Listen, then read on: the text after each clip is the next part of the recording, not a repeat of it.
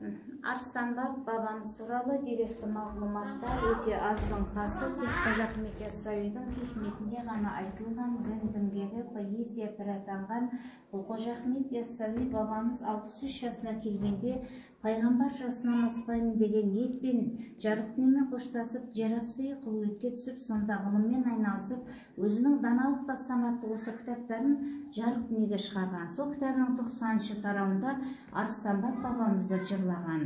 Қабірі Фараб елінде, қаланың құбыла жағында, милләті Алла жолында, баптар бабы Арыстанбап. Оң жағында Лашын бап, сол жағында Қарға бап. Барша баптың патшасы, баптар бабы Арыстанбап деп Қожа Ахмет айтып кеткен. Яғни бұл кісі 33 елдің дін негізін біліп, ішінен исламның тазалығына мойын ұсынған Қожа Ахмет Яссауидің ұстазы, пайғамбарымызға Жебірейіл періште арқылы берген аманат құрманы Қожа Ахмет Яссауиге жеткізуші. 7 жаста Арыстан бабам іздеп тапты, құрма беріп, перде менен сырымды жапты деп осы Қожа Ахметтің өзі айтып отыр. Арыстанбаптың бір ғана ұлы болған есімі Мәнсүр ата, бұл кісі Түркия мемлекетінің мына Истанбул қаласында жатыр. Мұнда Арыстанбаптың шежіресі, Арыстанбап бабамыз ұстаз, Қожа Ахмет Яссауи шәкірт, Арыстанбаптың ұлы Мәнсүр ата, немересі Әбдімәлік Тәжі қожа, шөбересі сиыр малының тілін ұққан, сиырдың пірі болған, Өзбекстанда жатқан зеңгі баба. Сүлеймен Бақырғани, Халил ата, Ысқақ баб, Сопы Данышпан, Ұлықпан беренде бабаларымыз Арыстанбап бабамыздың ізін жалғастырушы ізбасарлары. Ысқақ баб барлығы. Мынау бабаның 14-ші ғасырдан қалған бағана тіреулерін көрдіңіздер. Әмір Темір көреген заманында Арыстанбап бабаның жатқан жайында осындай 6 бағана тіреу болған, бірақ дінді құдалау кезінде 14-ші ғасырдың керемет ұстындарын далаға шығарып тастаған, сол 6 колоннадан 2-еуі ғана аман қалған. Кесененің негізгі іргетасы орта ғасырда қаланған, 12-ші ғасырдағы кесененің құрылыс кірпіштері, мына 14-ші ғасырдағы кірпіштері.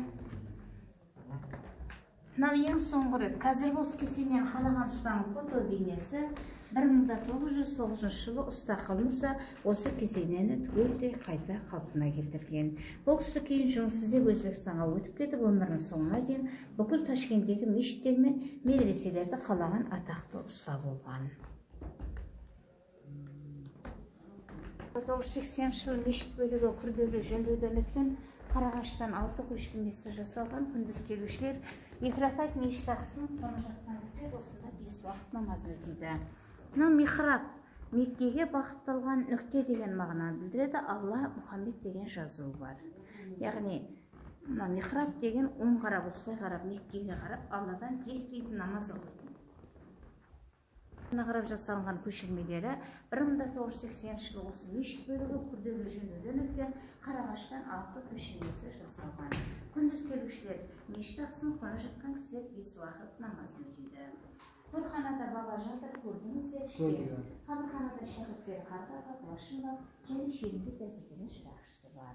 Сыртта 14-ші ғасырдағы құдығы бар, тереңдігі 12 метр, тұзды суы, ем болсын деген ниетпен азырақ ішсеңіз болады. Ниеттеріңіз қабыл.